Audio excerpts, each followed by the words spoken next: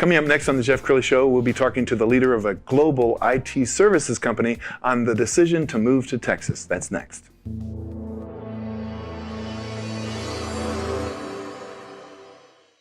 Many are predicting that the worst is yet to come, which is unfortunate, said one person here.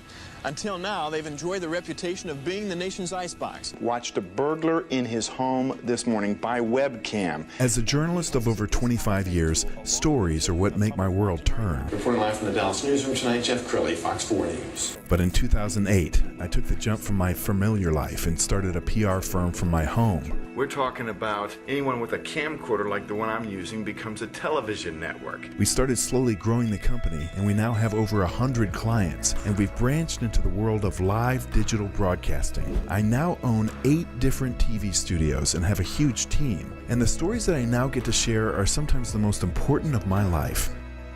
Life has a funny way of coming around full circle. This is the Jeff Crilley Show. Well, I can't think of a hotter space right now than IT services. Everything is absolutely blowing up. If you have a son or daughter, make sure that they're not getting a graduate degree in poetry. Make sure they get into the IT world in some form or fashion. To talk about that today, Brent Kelton, he is the CEO of Ameri100. Thank you for coming on the show. You bet. Thanks for having me, Jeff. Well, let's talk about your space, because your company, only 8 years old, you've really become a global company, and it's happened very quickly. How did it start? Yeah, so we started in 2013 by performing a very large transformation project for a very large global brand that was spinning off a significant portion of its business.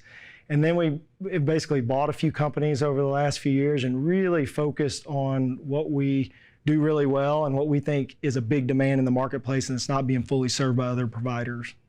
Well, you're a humble guy, because when I asked you right before we went on camera, I said, how many employees you have? You said 400 around the globe. That's a big company.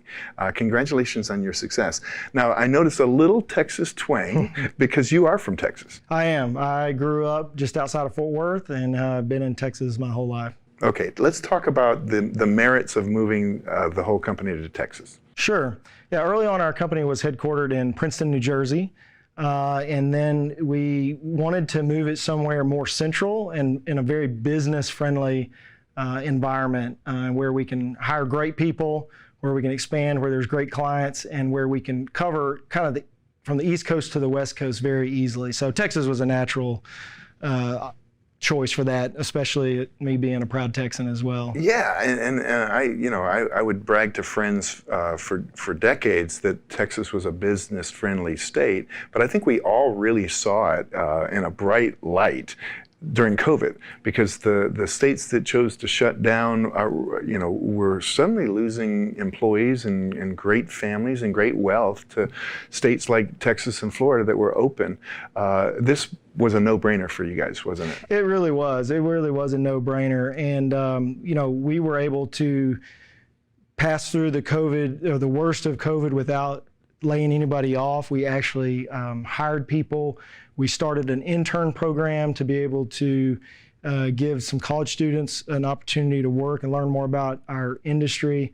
Texas has been very good to us so far, and we plan on expanding in Texas quite a bit. We have a fairly good sized office in Houston, and of course our headquarters office here in Plano.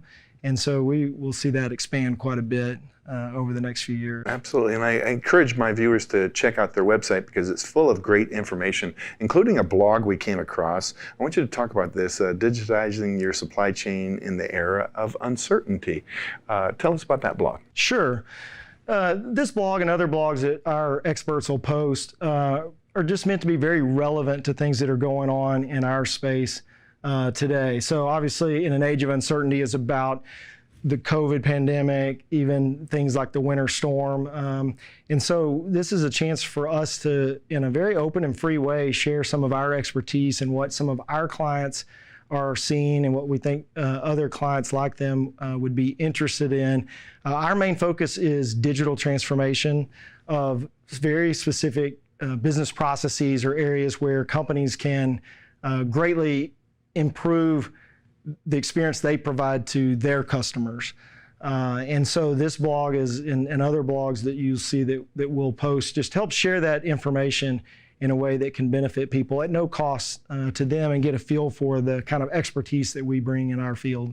Well, one of the reasons your company has such a great reputation is because of its corporate social responsibility programs. Talk a little bit about that, please. Sure. Again, just wanting to give back to as much as possible in the communities that we work in.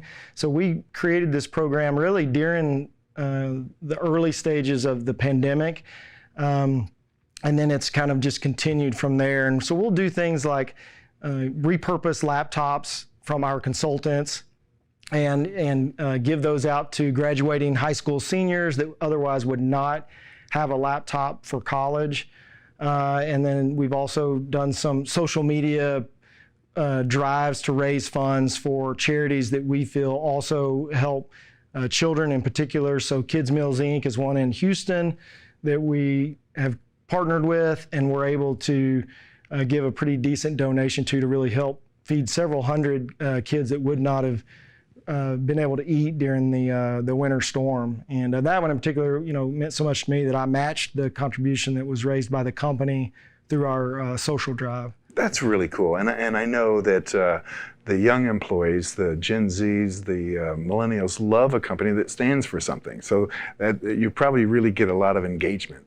We really do. And part of also what we're trying to accomplish with moving our headquarters to Dallas and these programs is to really build out our culture. We really want to have a very strong company culture. We want to have a culture that's inclusive, that's work-life balanced, family-friendly, and just the kind of place that people will want to work and maybe even want their friends to work, and that will refer us. As we see the pandemic end or come toward some type of end, we're finding it harder and harder to hire the kind of people we want. So we need some of these, programs and corporate culture items to be able to really hire the kind of people that we're trying to And you find. have a really cool headquarters in Plano. We're going to put up a blog post about that. How did you go about finding the space? Yeah, great question. So we are in the SAP consulting space, and SAP's Dallas office is very close to there. So that was one draw. That area is all being developed as we speak. So it's a beautiful space. It was a brand new building.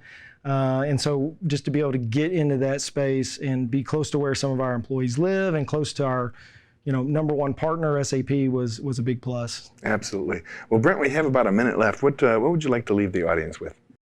Sure. I would just say that if you're a company that is looking for digital transformation services around or is a part of the SAP platform of solutions, we really are kind of the next level down from the Deloittes and the Accentures of the world, often recommended by SAP because of how focused we are and really what a good track record we have for delivering on time and on budget and really coming alongside of our customers to partner with them to transform their business.